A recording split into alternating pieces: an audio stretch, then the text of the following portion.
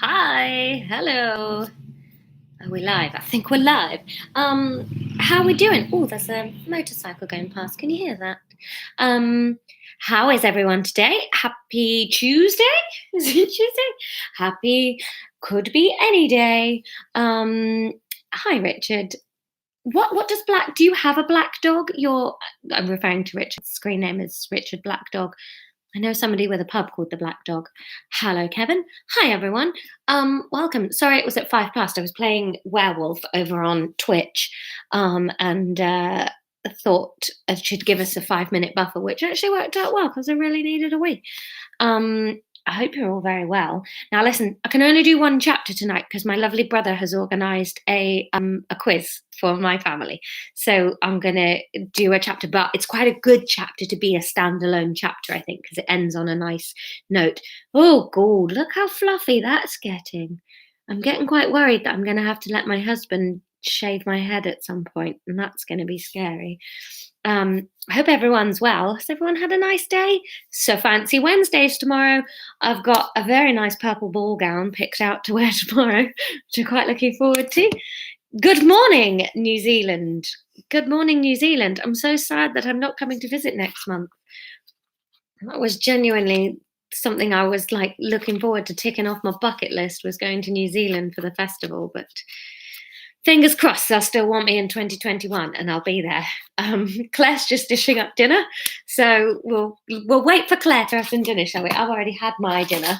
It was a very healthy big bag of hula hoops, because never ever let a pandemic get in the way of your terrible diet. I've also gone for a red wine tonight because my grandpa just can't get his head round that I don't mind bringing them food. Like, it's so lovely, but every time I ring, they're like, oh, we'll be all right for another couple of weeks. And I'm like, Grandpa, you need to stay in the house for 3 months, all right? Because I'm not losing you to this. So I don't mind bringing you food. So they bought me a bottle of wine to say thank you. Or I mean, they can't have bought it for me, I guess. So it was just in their house and I guess they didn't want it.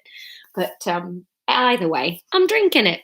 My rule of only drinking on weekends has lasted 2 whole days. Yes, I'm glad that I'm not glad that you're sad that I'm not going to New Zealand, but it was nice that someone was going to come, because I genuinely had no idea if anybody was going to be turning up to that show. Sean, bloody late. I will start dishing out detentions to people who will look for. I won't. I'm just so glad to have company. I put googly eyes on my tea light holders today because because I can't cope anymore. Fun though, right? What's that? Really sorry, guys. Okay. I've had a small idea for what we could do to take over from this when it's done. There's no way it will be. I mean, I don't even know if this is particularly good, but it's something, isn't it? So I've had an idea for a. I'm so sorry, guys. It's funnier still. I haven't got enough arms to completely do it properly, but because you can kind of oh, hang on, I drew a face on it this way. I wonder if I can hold the whole thing. I'm really sorry. This is why I was worried about trying to write something else for us to read after this book is done, because it's dreadful. Sorry, I hang out live, but I'm catching up. Oh, that's all right. Go catch up. That's fine. We could miss a day so people could catch up, but then I don't know what I'd do with myself at 8 o'clock. So selfishly, we have to carry on doing this because it's keeping me going. Laura, can you imagine what you're going to be like in a month? No, mate. And my diary is currently, my tour dates that were supposed to be in June are being moved to January. I don't even know if I'm going to have work until July, hence these guys. Anyway, let's read today's chapter. I really love you guys. You're my favorite thing about this.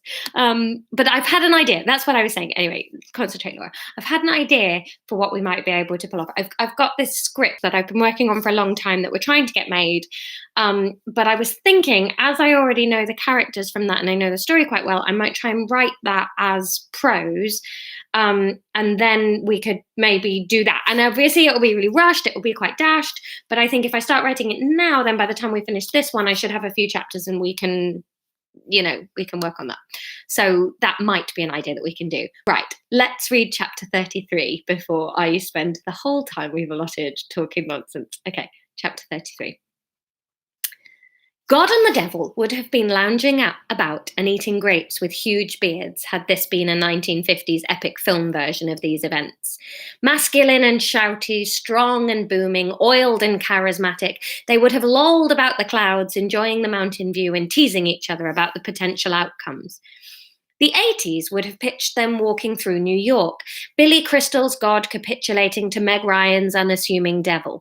The fight to save the world from a disaster worse than spinsterhood would be well punctuated with bagel jokes and supreme quaffering. Quaffering? Never said that out loud before. If you were around for the 90s version of our deities, they'd be gritty and British, from a small northern town, I expect, and packing a punch whilst depressing you to your very core without you being completely aware of it happening. You'll need comfort food and an optimistic outlook to encounter this duo. Of course, a naughty's god and devil would be wizards, robes to the floor, staffs to the sky, and magic fizzing beneath their wrinkled skin. Hour after epic hour they would duel until every viewer still awake is convinced the ability to shoot sparks out of their fingertips would solve every issue in their lives. This being a book, I have no idea when you are reading it. I guess, because I wrote this in 2012, so I guess I'd have to add nowadays. Well, I guess the last big change thing has been like a Scandi detective story, hasn't it? That's what they'd have been last. Is that the last big thing? Don't know. Don't really watch stuff. Anyway. This being a book, I have no idea when you're reading it. Oh, I know when you're listening to it, though. It's a pandemic, so God and the devil have gone somewhere and don't give a shit about us anymore. This being a book, I have no idea when you are reading it, and so I cannot guess how you'll have them imagined for this chapter. I can only hope you've more imagination than to cast someone you've already heard of. What with this neither being a film nor existing in any of these past decades, God and the devil were doing none of those things in none of those places or guises. They were, in a way, hanging out, though. God and the devil got on very well together. They are the only things in existence not suffering from short-sighted sentimentality when they refer to having met the one.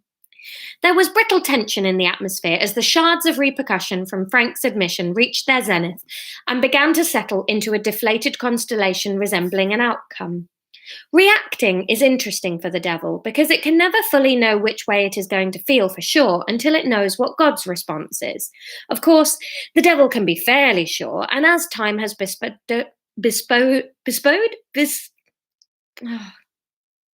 just say the letters that are all in the order.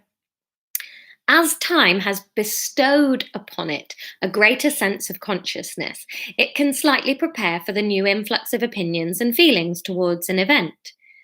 God was shocked by what Frank had said, and it took a fair bit to shock God. Once you've had multiple massacres, mutilations, and genocides enacted in your name without you even having seen a memo, let alone okayed a plan of action, you grow a thicker skin for people making idiot declarations. God had not seen it coming. That might have been the biggest problem with the shock. The race thing had really blinkered it, which was understandable given how fashionable race relations had been in the last millennia. Interesting, the devil let hang. God nodded. I think this changes things somewhat, the devil continued. Does it? Asked God. I think so. I think it gives us firmer boundaries for our little wager, don't you? What do you mean? Attempting to play dumb when you are God is tough, and if there was anyone it was not going to work with, it was the devil. The devil sighed and played along. I mean, when we made the bet, we didn't have all the specifics on the table. Now that we know what the problem is, we have something to aim for as a resolution. God thought about this and didn't like where it was heading.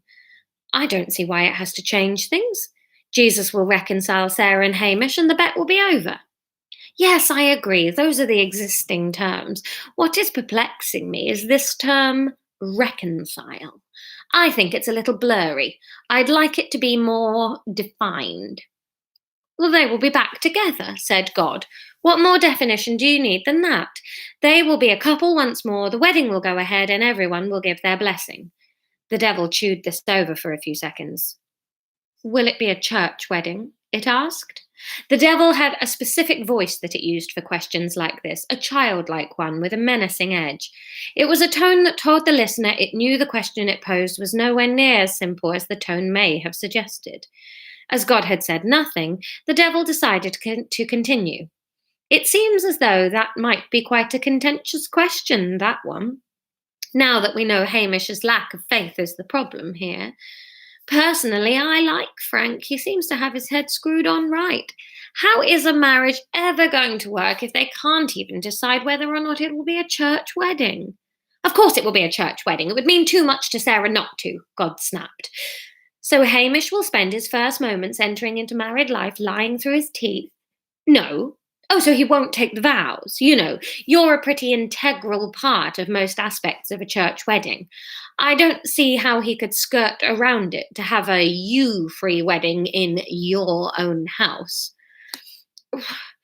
All right, perhaps it won't be a church wedding then. Perhaps Sarah will realise that she has more respect for her faith and for her fiancé than to put them both through that. She will consent to a simple registrar and he will understand that her faith is more than big ceremonies. It is within every decision she takes.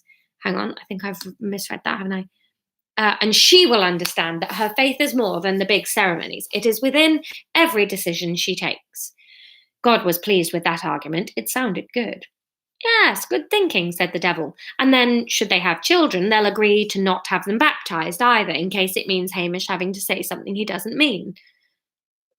Well, that's going to be an extremely interesting conversation with the parents down there that are already unsure about how a marriage is going to work. First, the wedding is compromised, and then the grandchildren. What on earth makes you think Sarah will go ahead with upsetting them like that? God was afraid. It didn't have much experience of being afraid, and so it didn't know how to behave particularly well.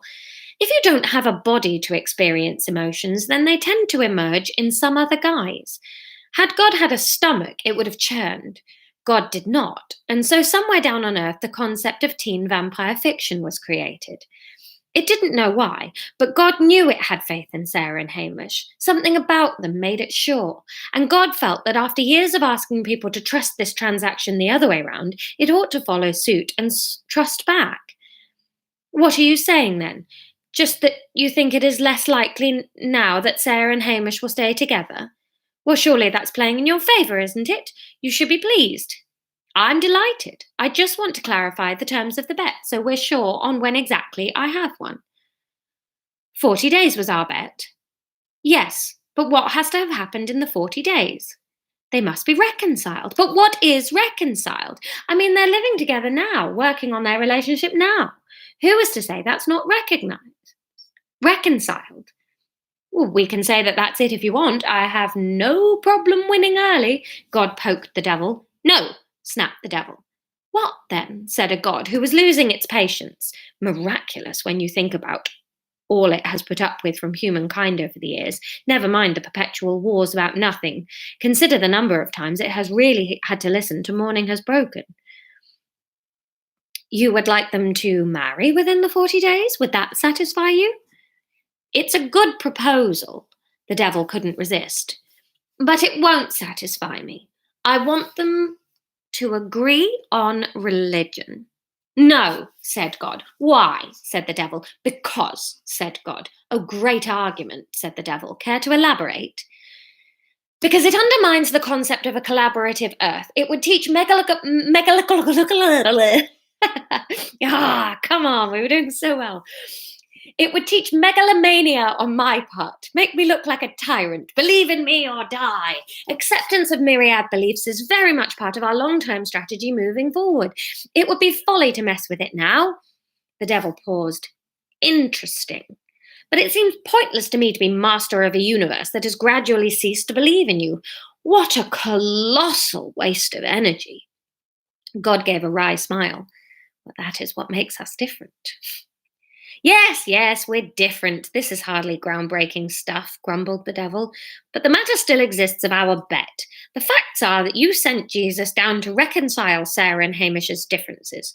Those differences were thought to be racial and have since transpired to be religious. Jesus needs to reconcile those differences.